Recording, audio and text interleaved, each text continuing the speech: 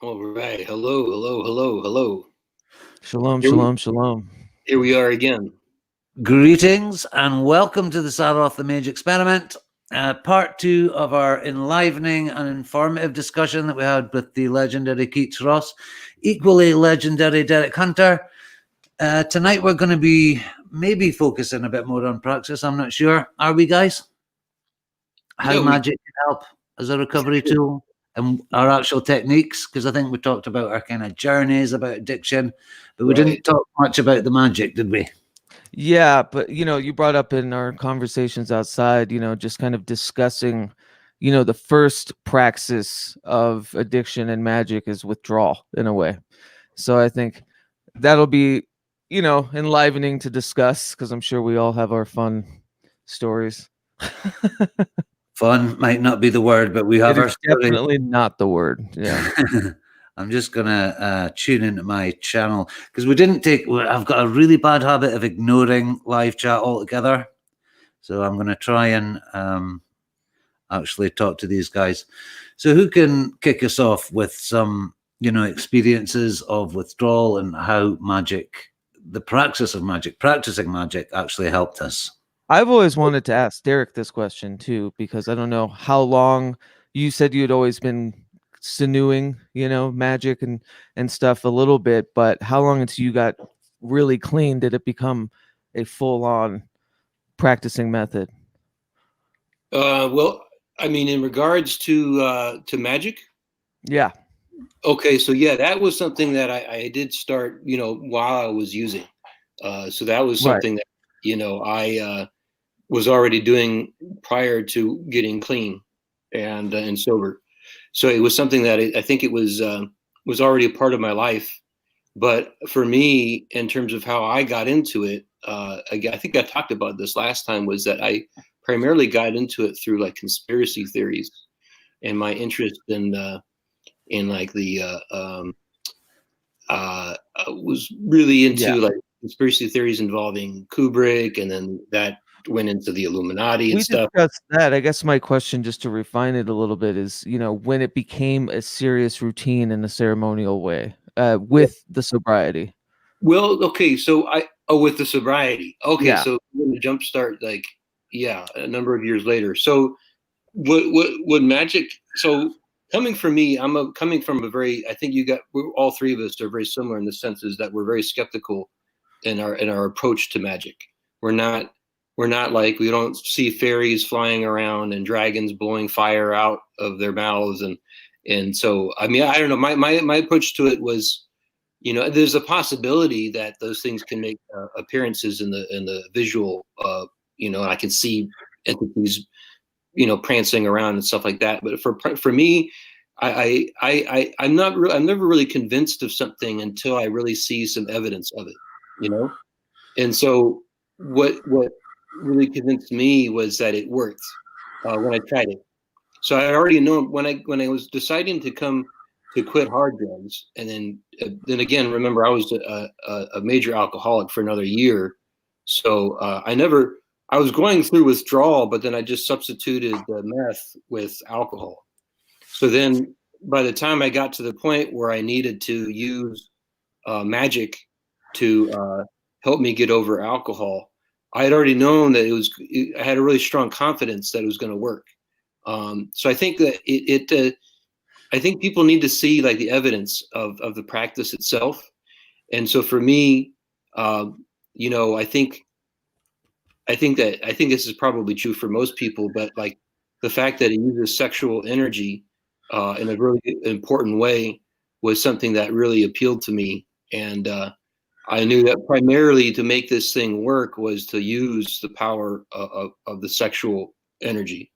And that, again, for me, it was primarily both a working with entities that I had a relationship with, so a very emotional connection with, and a very sensual relationship I had with them.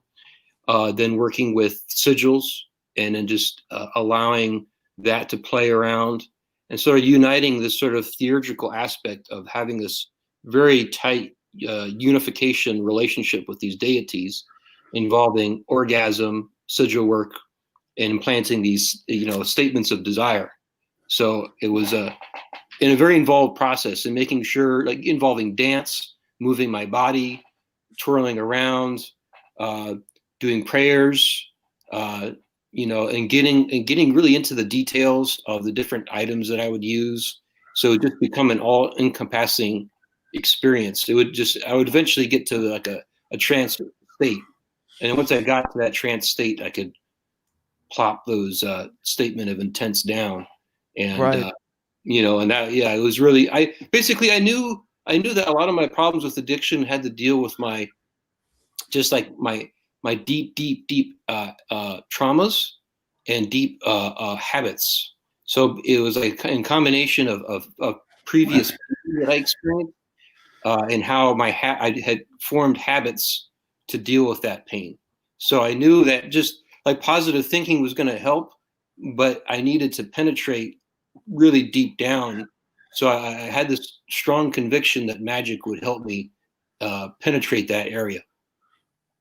Yeah, I think it's interesting. When I was thinking about this show, we're trying to promote sobriety and stuff, but Magick and altered states of consciousness they're so entwined.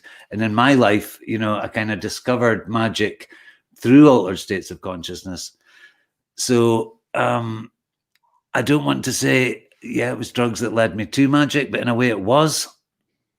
So it's hard to say, okay, you just give up all drugs and then life is more magical. Right. It actually is. Well, Yeah, it can be. Of all drugs, of course. Right. Yeah.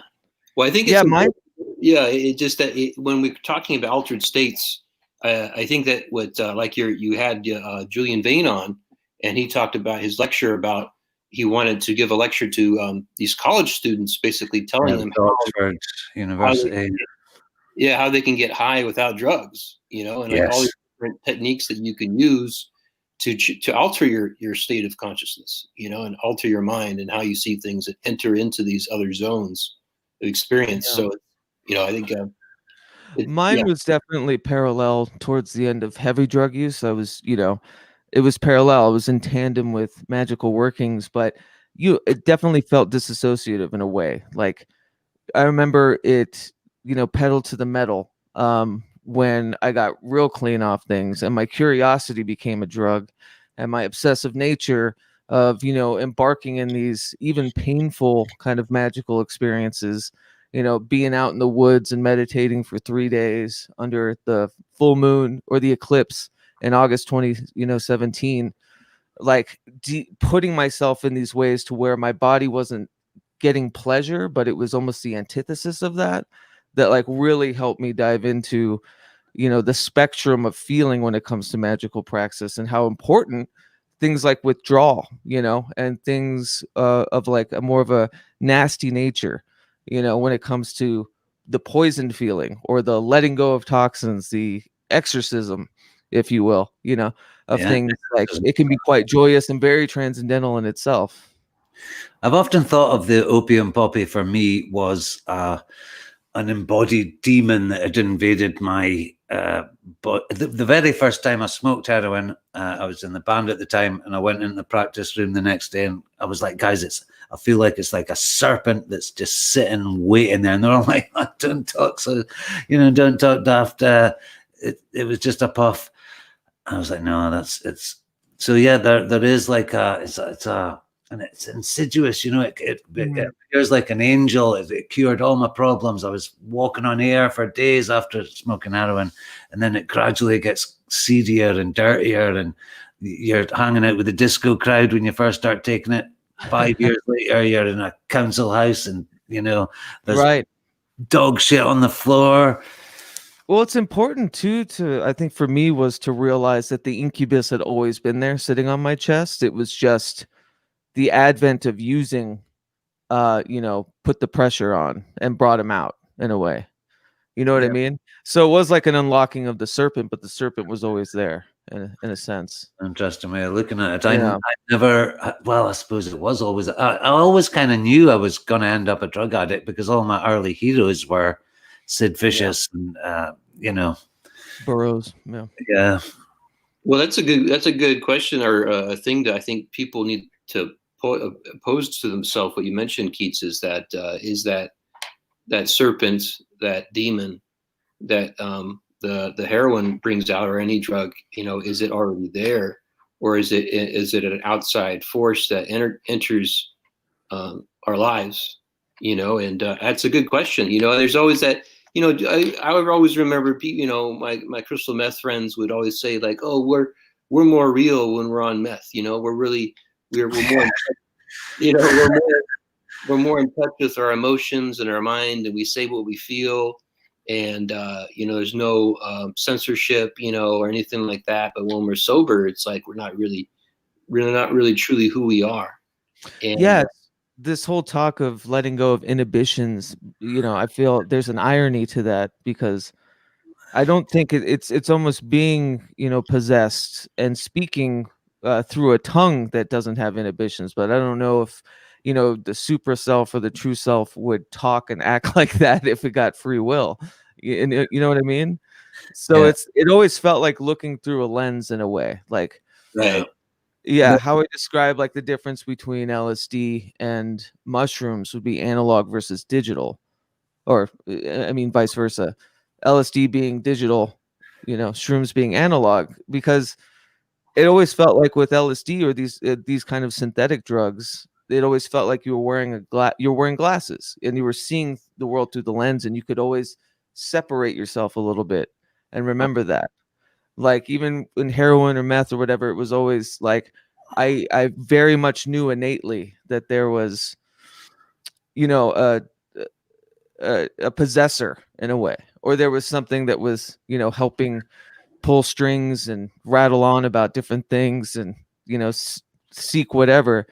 But when it comes to things, that are more analog, it feels a bit more of like unlocking something that's innate within the self. Does that make sense? Yeah, the occult idea of finding your higher self was something that I'd really been into before I got into heroin.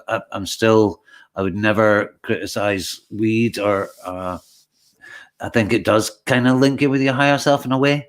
I'm not into total abstinence, as you know, but the heroin absolutely divorced me from that. So when I Yes. went through my period of withdrawal and attempted recovery a few times, I thought, yes, now I am making contact with this higher self, whatever that is, And yeah, it seemed like it was an agitator. And it's it can be a fantastic creative process, although there's a lot of pain, but pain seems to come with creativity, doesn't it? Yeah. I mean, like I said, the advent of these drugs, even in just my understanding of my consciousness of why I took them, they are the outside agitator, but they're agitating something that's inherent within, in a way. You know what I mean? So it was like, it was a Pandora's box, really. And, these drugs were kind of the key. And it was an oak, like as long as you were high or dealing with these, you weren't dealing with anything. You know what I mean? Like you were allowed to just live in this trans-dimensional plane, separate from the, the woes and the sorrows of the day or whatever. So so go ahead, Steve. Sorry. No, all I was going to say was, when you're a drug addict, life is very simple. You've either got drugs and you're happy, or you don't and you're unhappy. But then when you stop, things get a whole lot more complicated, and you need to find ways of dealing with that, especially after a long addiction. I was like 25 years, Yeah, I heard a funny thing in a meeting once, and it was, once you stop doing drugs, all your drug problems go away. That's it. That's, you can look forward to that and everything that that bled and corrupted in your life, but yeah, there's still everything else. Real life rushes in. I spoke to a guy that had been like a senior when I was just coming up in the seedy world of drugs, and he was kind of off it, and I was like, well, how'd you manage it? And he was like, oh, I'm not enjoying it. Life's never this, life will never be the same. You'll be suffering for the rest of your life. And I thought, thank you for that tip. So what do you guys think, though? Like we're talking about withdrawal, when we talk about that point when we stop doing the drug that we were addicted to, Do you think that at that point, then we're actually sort of naked with ourselves, and that the drug was kind of masking and covering up certain things? Oh, hell yeah.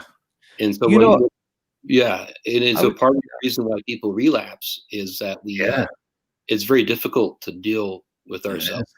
And I well, have to say, the diazepam, when I tried to come off the diazepam, which just, I hate to admit, but I still have like 4 milligrams a day. Sorry, I just could not beat it because I was a shrieking mess of horror. Everything just seemed very scary. yeah, benzos are the worst to come off. I've stopped heroin, I've stopped crack cocaine, but yeah, I can't. Right. I can't stop that. I need a break before I tackle that other one. The chemicals are the worst. That's totally understandable. They really are. I was meditating on something we talked about last time. There was mention of, you when you quit, you are who you were before you quit. Yeah, Like no matter the time difference. right. And Yeah. it's true, like in many regards, but it's also this funny, weird kind of like, time discrepancy where you have the consciousness to know of all of the things you've done, but you're back in time in this older body. Yeah. Having Exactly. I'm a 25-year-old mind in a 50-year-old body, right. and that's Yeah. rough, man. And there's a lot of pleasures in that too. I was in my work with nostalgiamancy and like dealing with trauma, even just kind of looking at old photos and kind of invoking, the best times of that time. There's still a lot of troubles during those times when we were younger and beforehand. And yeah, there's this fallacy that, once you quit these drugs, that, after you're off them and you're okay without them, that things are going to progress in a way that you want, and Right. yeah, And I don't know. it doesn't happen. No. No. Because life doesn't work that way. I think that's the thing, is that so often we when we say, do we quit this drug that we are so in love with, and we're doing like the right thing, like it's going back to being like a little kid. It's like our parents telling us, don't do this, or don't do that, and then we stop. Okay, I'll stop doing that, and so I'm doing the right thing. And then you expect everything to fit nicely, and it doesn't, and it like I think that's where it really hurts, is that it's trying to find the rewards.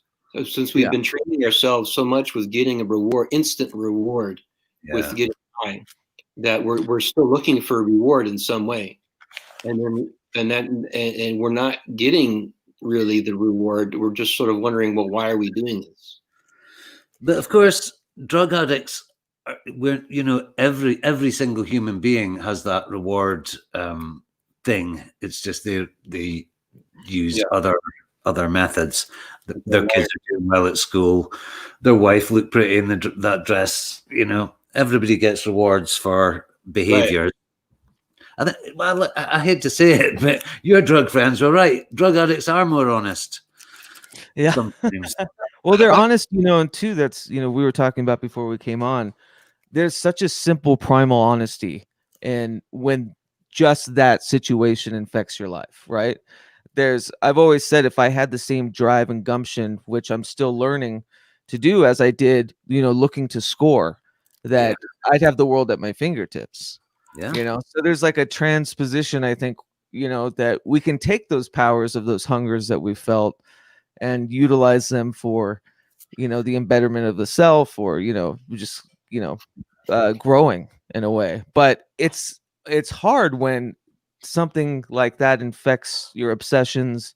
It becomes the only ticket out of strife. It becomes the only ticket out of, just mundane terror, like, Right. So it's funny. I'm still trying to figure out how to develop a mechanism to where I still have that hunger, that focus, but for it to be of something of a beneficial sort.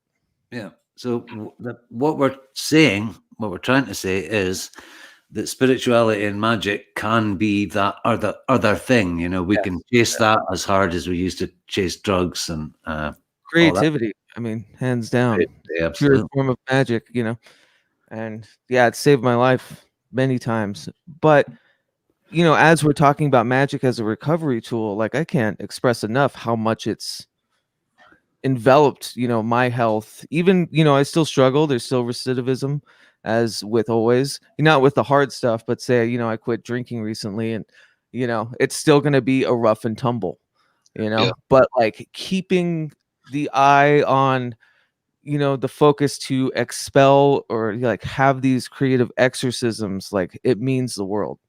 I don't know if I could do anything I would be doing if I didn't have the curiosity or the hunger to like search or better the self or create or any of this. Right. I think that's the key, is having that same kind of passion, which is what you're just talking about, Keats, and I think it's important to know, even if you do, you know, if you, we don't even have to say the word relapse, because we could just say whatever. I mean, you drink again, it is what it is. I'm not a 12 stepper, so I'm not going to say you relapse and you got to start at scratch. You got to start at point zero again. Right. you know, that's a really rough approach, and I can see the value of that. And I will get hard on friends and myself, and I'll get hard on you if I feel like it's necessary, Yeah. to take it seriously. But it has to be an all-consuming, passionate thing. And I think that this is why, like, what I really feel strongly that people should find entities that you really have like a really devoted love for.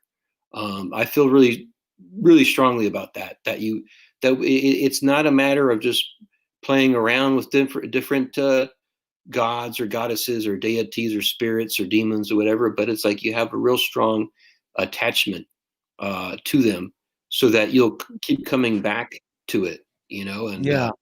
Well, I'd like to talk about that with you too, because definitely through my experiments with finding these deities, and they can be very um not all mired within the traditional ideas of, spirituality, gods and goddesses or whatever deities. They can be artists, right? They can be right, um right, definitely, it's a whole gamut of things. And like with my divergent magic stuff, I've learned to like every day kind of equate, an offering of the day to a separate deity in a way. And they can be, musicians, artists, they can be Santa Muerte, they can be, uh anyone from the, anything basically. And it's been great in the sense of not kind of putting so much pomposity in maybe their value through to traditional senses, sure, and kind yeah, of creating your own relationship, your own novena with them. right, Yeah. right. They don't necessarily have to be, you know, entities or deities that have been worshipped, thousands and thousands of years ago, or if there's a tradition associated to them. Yeah, no, definitely. You bring up a good point too, that previous artists have been huge in my life. Like throughout my life, since going back to my childhood, I've always like really looked up to previous artists, whether it be writers or poets or playwrights or filmmakers or painters or musicians, or they always played a huge role in my life. And I think it's and I don't necessarily think that's necessarily like a bad thing.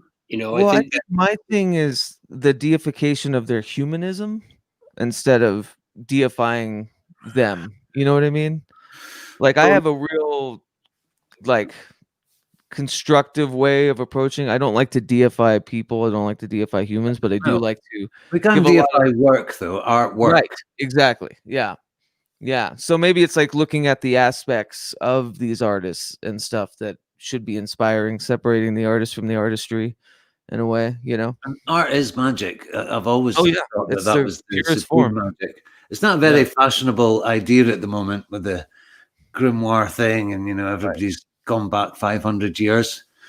But you know, um, yeah, so I was talking earlier on about the idea of somebody that's just clean and how important that little gap, you've got, you know, you Right. don't have to earn a living. You can get money from the government in our civilized countries. Right. What a great time that is to do a mini magical retirement and really focus in on some practice, you know, meditation, banishing rituals, blood sacrifices. If you, I'm only joking about that one, but yeah, that kind of stuff, you know, physical. I used to do the same. I used to like listen to like loud rock music, Bardo Pond, flashing lights, do like exhaustive rituals until I was absolutely sweating and trembling, and it absolutely gets you in a different place without drugs.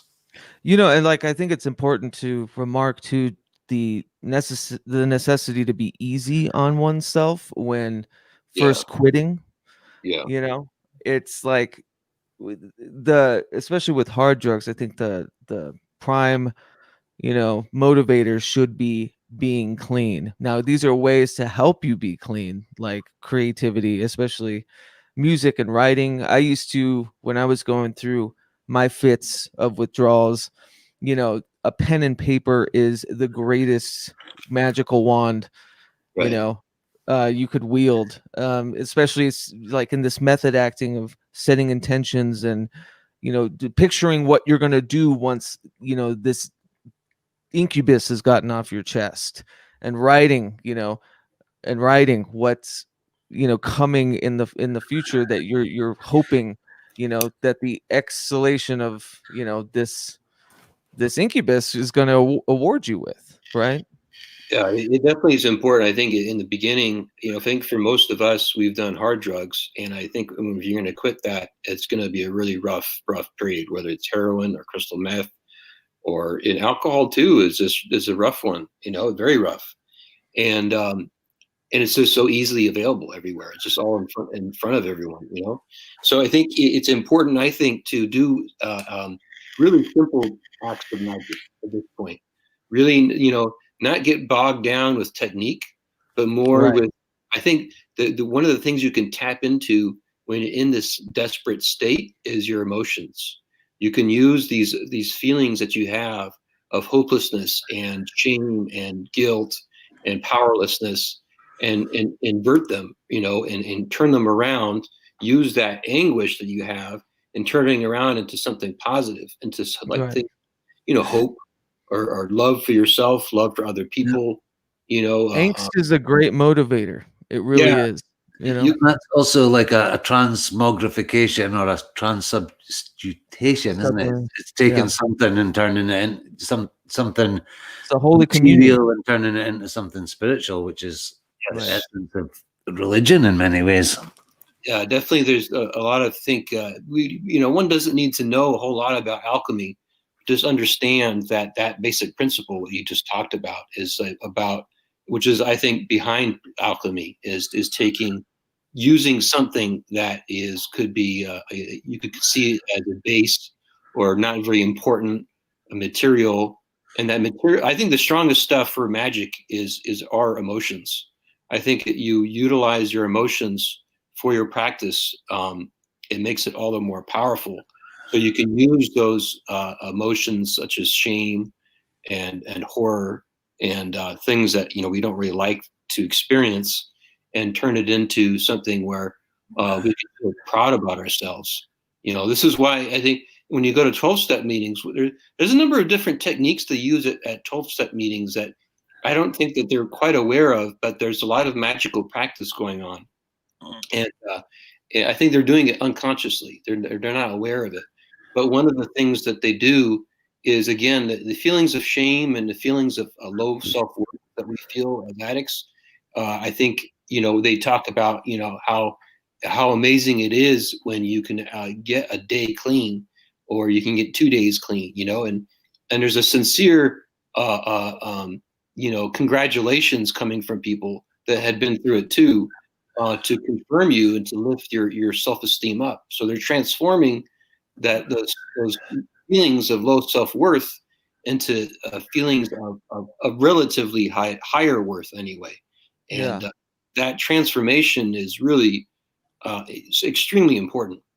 I'd be remiss if I didn't, expand on the power of prayer, even secular prayer, and that simple incantation, every day, even one of gratitude, one done within the communal aspect, say meetings or whatever. Like it's such a hot wire trick to help rewire positivity and focus in a way.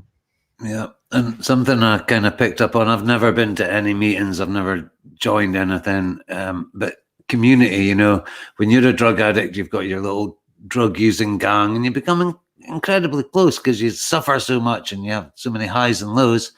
So you need another community to take that place. You can't do it alone, And I think the occult community is a fantastic place to go because they understand outsider kind of, there's a lot of weird wonderful people in there. They're very accepting. I know from just having this channel,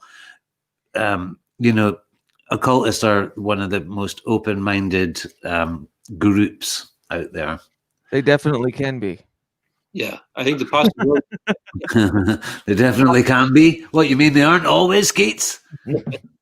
Well, just like any, it's just a disparate group of individualistic personalities, But I think us joining all in together for, this outward search for communion with the other, like has everything to do, even if you whittle it down, the cross confluence of mental health and, occult, cross confluence of, drug addicts using the occult or magic, like it's so profound how many of us felt or came from dejected, beingness and surroundings and rough and tumbles, and out of desperation we sought this other and we found each other. Well, when it comes to addiction, you're already automatically in an outsider position because when you become an addict to something, you're kind of on the outside of society already. Then when you take that into effect, you have in the world of recovery, it's dominated by 12 steps. Right? Like the 12 steps dominates recovery for sure. And then that includes a big portion of the 12 steppers are Christian, are definitely the followers of Christian ideas. And so then you've got that. So then when you've got people like ourselves who practice the occult, who do magic, we're even further removed from, we're even more, we become like a sub group, right? We're even our marginal genre.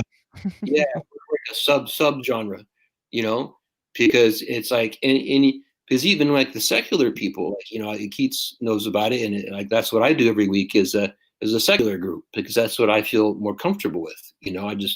I feel I have that's my sober community right there, which is really small. Like the secular sobriety group is very small, and but here we have. I mean, it's hard. I don't know of an occult support group. I mean, there's definitely people online who are communicating, but it's in regards to like an organized occult sober support group, it would be hard to find. Start one. Yeah, I was gonna say if there was ever a call to arms, I think this is the beginning of one. Sure, right. Yeah. Well, I think there's people out there. I think there's a lot of people in the occult who are struggling with addiction. And there are probably a lot of other people in the occult are probably minimizing it because of the fact that so many people in the occult really embrace intoxication. Yeah. And so there's this sort of looking down on anybody who's in the occult as wanting to be sober. Like that's ridiculous, because our heroes, or some, our so-called heroes like Crowley and Spare and others were all, Jack Parsons was a major drug addict, and it was just all about getting high. There's very few examples in the occult of people who were sober individuals, I think. They were cheaters. Just kidding. That is very true, actually. That probably explains a lot for me anyway. Yeah, there's, it's riddled with, especially, coming from an artistic background, I'm sure with you too, Steve, like, and Derek, yeah, you're being funneled these works that sing to you, and then you dig deeper and you find out, the machinations that went in, the variables that went in behind making this work. And one of the common through lines is, disassociativeness with drug use, or an outsiderdom with heavy drug use, and it can't be denied.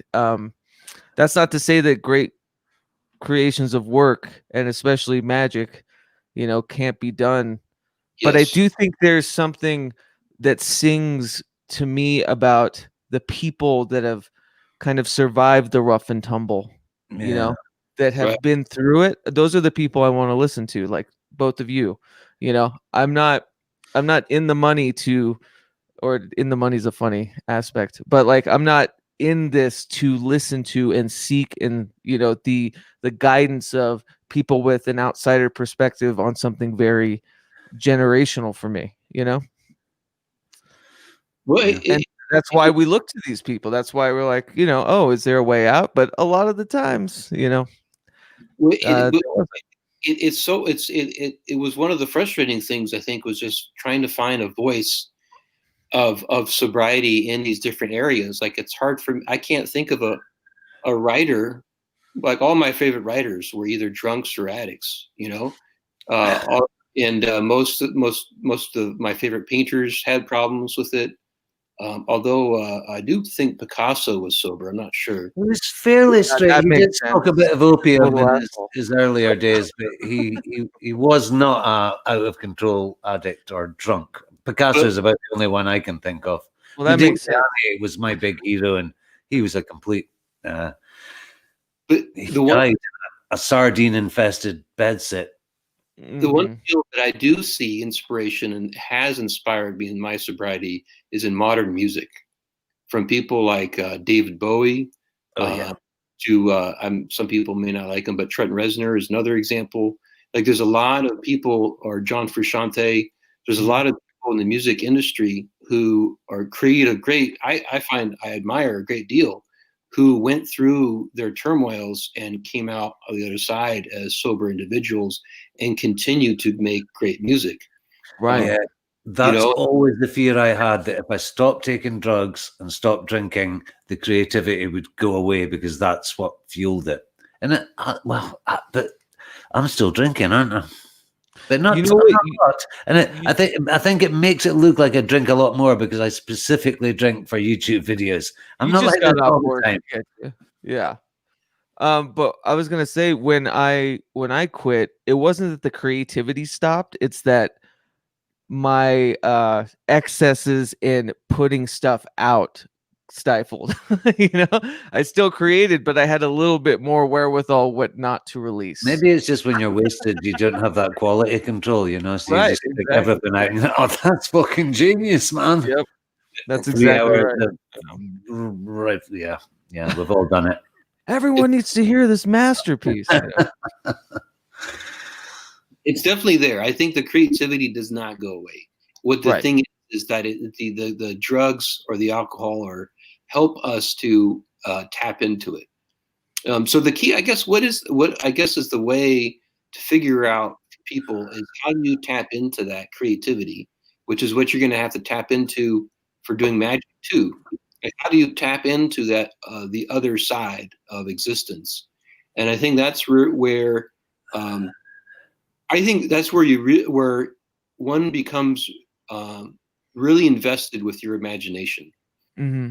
You really take the time and energy to invest in what's going on up here and what you can create in your mind, and then become less reliant on outside tools.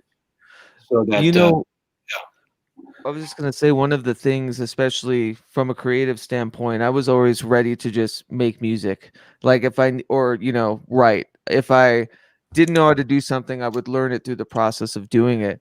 And I found with magic, like there's that inkling too, that it's just cooking. Like, if you don't have all the ingredients, you just kind of improvise. But I think with somebody that's transferring their consciousness from uh, a disassociative, state into sober minded things, I think it's better to, hark on more traditional methods and kind of learn, before just throwing shit at the wall and seeing what sticks in a way. You know what I mean? It kind of helps teach a routine. It teaches, a bit more of, yeah.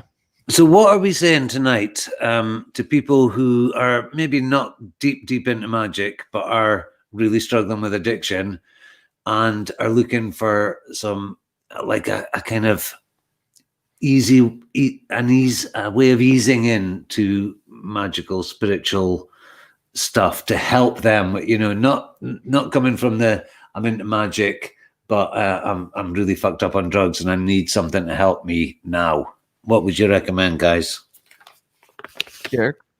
I would recommend that, again, keep it simple. Really understand, like really try to avoid overly elaborate steps or techniques. And there's a lot of different things that people can do. Like what I did was primarily work with sigils and invocations. Yeah. So like those are the two key things for me, is that I really, those things appealed to me, is the idea of invoking the qualities of an entity that I found attractive, in doing certain things, saying out loud. Your voice is very powerful, and when you speak out loud your desires and then also your devotion to an entity, it does a lot to you and your whole body and your whole mind. And then if these entities actually exist, they respond to it too. So I would say that, keep it simple. Really stick to your tapping into your emotions and using your emotions to get you out of it, because that could be very powerful. In your state of desperation, you can use that as an intense fuel to really create some powerful magic. And it doesn't have to be elaborate or anything. It could just be simple sigil magic, where you write out the desire. I'm no longer going to do heroin, and you take those words, you cross out all repeating letters, you take the remaining letters, you distort them into weird shapes, and then that's your sigil. And then just simply masturbate while you're looking at the sigil. And then one of the ways. Yeah. And then that's the way everyone does it. Come on.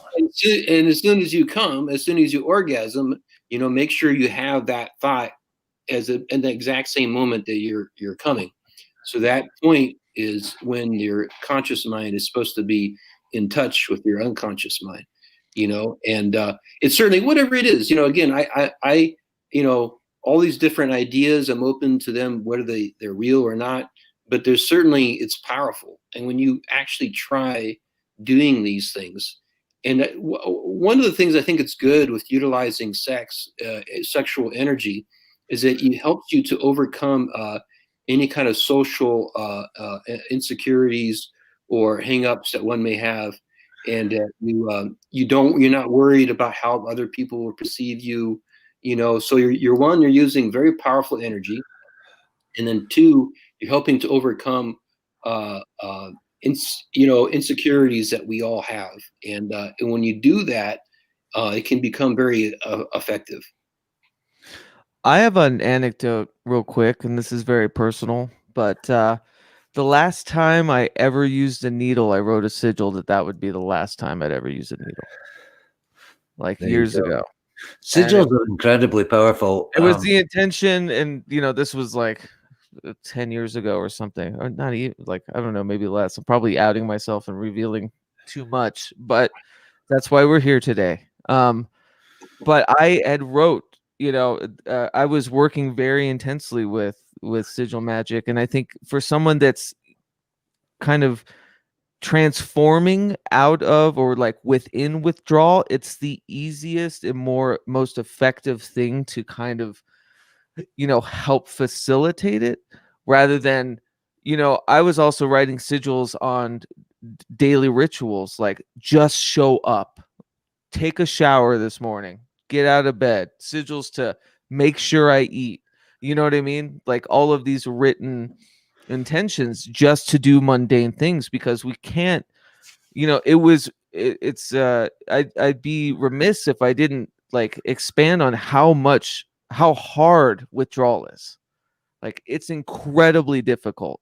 So you have to be easy on yourself first. But I think that if you just show up, if you keep yourself to a rhythm and to a routine, and if you use intentions, you use sigils for even mundane things, like, you're in the most perfect like space to really charge work and build on it Yeah. by just making sigils about, obviously not doing drugs that day, but also, having 3 meals, making sure you shower, like, Start small because and achievable. start small. Like, I can't express that enough. I think everyone, especially when you start to feel the warmth of sobriety and you think that maybe the world is your oyster in a way, like, the impulsivity reigns supreme, and it could lead to recidivism if you're not cautious with it. You know what Yeah. I mean? Yeah. So, Yeah. yeah. I would say, Magick is often, now this, I'm taking this straight out of a guy that I'm going to be interviewing on January the 22nd, Lionel Snell, aka Ramsey Dukes. But he said a lot of people come to Magick looking for power. Yeah. What you actually end up with is wholeness. Yeah. So he's a And very interesting one. desperation is the biggest adjunct to Yeah. a lot of people's search for magic. So it's a gift to be in a state where you're so open to receive and be curious about these things that are so outside of yourself and communing with the other. That's a gift. Act on it. And getting yourself back is a real treat. So, it's a fantastic time. I'm also reading Paul Hewson's Mastering Witchcraft, and he talks a lot about, gathering that witch mind and getting into yourself as a sort of powerful being. And it's the perfect time to, after being so unpowerful, after relying on dealers and this and that and this connection and this superstition and don't leave your hat on the bed, to reclaim your life, get into magic. Superstition is my religion. Like, creating these kind of otherwise absurd rules just to have some sort of, maneuverability through a day, to kind of, like, they're little anchors to kind of keep you awake. Magical thinking is not a fucking psychological illness. It's a way of life, baby. It really is. Yeah, absolutely. And like I said, at the lowest point, and Stevie and I have talked about this all the time, like, on my worst day, there are psychological tricks at work. On my best day, I'm communing with the other that's outside of myself, right? The whole gamut. The point is that it works no matter what. Right. And if it doesn't work, then that's okay too, because I think that if for someone who's starting out with Magick and you're worried about whether it's going to be effective or not, I think it's more important just to do the work itself rather than to worry if it's going to be effective or not. I think, like you talked about earlier about having a routine, just doing it, just showing up and just doing what we plan to do is in and of itself is the form of success. Just it's the small rewards. And like we said, you're building the evolution of, you went from extremes with rewardship, right? And so you have to kind of mire it back, and it's insane. All of your feelings come back to it. Like, I really feel it's the most magical time after exercising your body from poison to really start working on this stuff. You feel every cell in your body. You feel every emotion flood back. Like, you're just a walking wound that sings to the world, like, and this is the time to, like, really start, communing with it. It's actually really exciting. I hope that, like, excites people, and that knowing that, it's going to be drab for the first 3 days or whatever, and you need to focus on that and be easy on yourself, Right. But at the same time, there is a major reward that's coming. Yeah. There's definitely the excitement of sobriety, and I think that people who haven't gotten sober probably don't know that, but there is. And in the 12 steps they talk about it. It's the first year is like you're in what's called a pink cloud. So when you first are sort of like you're gung ho about sobriety, you've decided, I'm done with this drug. I'm not going to do it anymore. Here I go. and you're all excited and you're throwing yourself, you're motivated about staying sober, and you're spending time with other sober people, there's that excitement. And that's actually extremely helpful, because that year is also the most difficult year too. So that excitement about sobriety can help you get through a lot of the issues of withdrawal. Okay, I'm just gonna butt in here, guys. I'm gonna wind it up because I've been working today and I got work tomorrow. But Jonaside asked a very interesting question. How do we feel about the similarity between addiction rituals and magical rituals? How do I feel? They are pretty similar. They're very similar, aren't they? Yeah. Scarily similar. How do I feel about that? I think it's just an absolute truth that when we're passionate about something, even if it's a negative thing, we make these rituals and these reward systems in just the process of doing it. So you're substituting an unhealthy one for a healthy. Exactly. Yeah. And all society is based on ritual. Everything we do is ritual, from getting on the tube or the bus in the morning to. And that's what I'm saying. Perform some animism with the mundane objects and bullshit rituals of the day. Like, really celebrate them as magical workings too. Going on it's like doing the Burroughs thing where he does the color walk on your way to the bus station. Yeah. You know what I mean? Every single thing. That's everything. Yeah, like you can do it and it gets really exciting and stuff. So it can be as obsessive too. Obviously it waxes and wanes, but yeah. Okay, question from Jasmine Emmerich. Question: will you guys do a show with examples on how to make signals? I think she maybe means sigils for addiction. I was like, hold on, I may have one right here actually. I have actually done a show on how to do sigils. They're very, very easy. And what? I don't masturbate over them anymore. You know what I do? I just do them in bright colors and post them onto Facebook. And the act of other people seeing them just seems to set them off beautifully. I rarely do a sigil that doesn't land nowadays. There you go, look. Right. Yeah.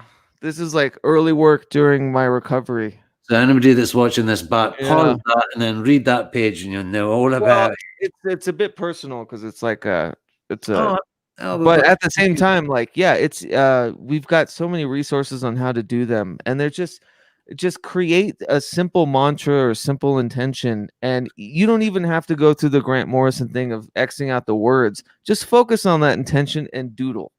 And doodle until some symbol makes sense, and then you can charge it, as Derek said, with masturbation, or you can charge it by there's burning it, there's burying it, there's getting it out of your mind in a way by still an act of putting it in the mind, right?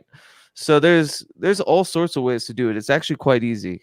And also, there's one. If I had to recommend one book for someone that was getting into. I call it magic, but it's kind of, I don't know if I'd call it strictly magic, but Prometheus Rising by Robert Anderson. It goes through each, and I so believe that this is how our brains do work, Yeah. Circuits, and how, addiction is like first circuit. It's like, anyway, I can't describe it. He talks about the quarter trick, right? Yeah. Like having the intention to just find a quarter on the street. And now that your mind is intended on finding a quarter in the street, you'll probably find many. Yeah. Yeah. Right. I think the key thing is to be creative and use your imagination, and to know that, when it comes to magic, you really can find all kinds of ways to do it. There's no one way to do it. And when someone tells you there's only one way to do it, then you're wrong. Exactly. Yeah. Yeah. And that, that's the great rub with chaos magic too, which is why I love it, but it's also, it's in the way that it should be. It's like I referenced earlier, when I did a voodoo ritual with a dear friend, he described the magic as cooking. And it's just like whatever you have, like you're going to read a grimoire and it's going to say to get, sheep's bane or something, and there's no way you can find that, but you can substitute, you can work with anything that's around, just the process of doing it, even if it doesn't yield results, keep doing it. And there's another issue that a lot of people have when they start is magical ritual will work wondrously the first time, not work the second time, and they'll quit. And that's all because you can't do the same thing over and over. You have to keep experimenting and you know, and trying and yeah. Yeah. And if if you find something that does work for you and and you like and you come back to it too, it can be something as a routine, you know, that you look back to, because I think that's part of the reason why we become addicts is that there's a routine that we know we go to, where we know if I go to that crystal meth pipe and I smoke from it, I'm gonna get a certain result from it. It's so simple, right? It's so simple. Yeah. And whole thing. And if you can find certain routines in your life that you can do maybe every day, because that's what I do. Every morning I wake up and I have a routine, involves prayer and ritual. And I cannot, and just like before, I couldn't get my day started without crystal meth or alcohol. I'm the same way. I can't start my day until I do those rituals every morning. And it's just something. Is it OCD? I'm not so sure, but it works, and it helps provide certain stability that my mind and my body seems to need, and I feel very happy about it. It allows me to do so much more in my life. And one thing I think it should be mentioned, we haven't mentioned it before, is the importance of meditation too. People who really spend a lot of time meditating, especially in the beginning, just to get comfortable, just doing nothing. It's though, I've heard people with kind of debilitating mental illnesses that meditation can be triggering too and hard to do. So there's other ways to supplement a meditation. Honestly, ritual baths, showers, just meditations and showers, just that routine cleansing of the physical self. Like, it means a lot. Yeah, no, definitely meditation can be very scary. I think even if you don't have it, if you're not diagnosed with any mental illness, it could still be a scary thing, because all of a sudden you stop and you can even stop your thoughts and you're just there and you're with yourself. And could be a very frightening experience. You're just sort of there like that. But the more I think people can do that, the healthier it will be for them, because then as the thoughts and feelings come to you, you'll be able to deal with them, I think, better, to identify them, what they are, where they're coming from, and what you can do with them. And then once you're in that position, you have more control over what you can do. Yeah, you got to face it, unfortunately. Okay, right? I've just had an idea for part 3, but I'm not going to tell anyone yet. But guys, do you mind if we wrap up now? Yes. Yeah. Stevie, thank you for hosting, and I know you had a long day of work, so I appreciate it. Guys, I think we're going to, I'm not going to say what I think part 3 might be, but it's kind of leading on from that. But it's a big box to open right now, so I think we'll leave it for another show. Thank you, Derek Hunter. Oh, can I just say, please, Love Chaos and the End of the World, which is called The End of the World. I've got them. They're at Melanie's, of course. Every time I need a book, it's the place that I'm not at. But Derek Hunter, please check out his work. Keats Ross, famous in everything he does. Not famous for anything. Thank you very much, live chat. It's been great. Oh, is that Robin? Did I see Robin? No, I'm tripping. Eagles song. Oh, yes, she is there. Yes, she is. Hi, guys. Thank you so much. I did try and chat a bit more tonight. Sometimes I forget. Okay, guys. Love you. See you for part 3. Thank you, buddy. Ciao. See you guys. Good night. Thank you.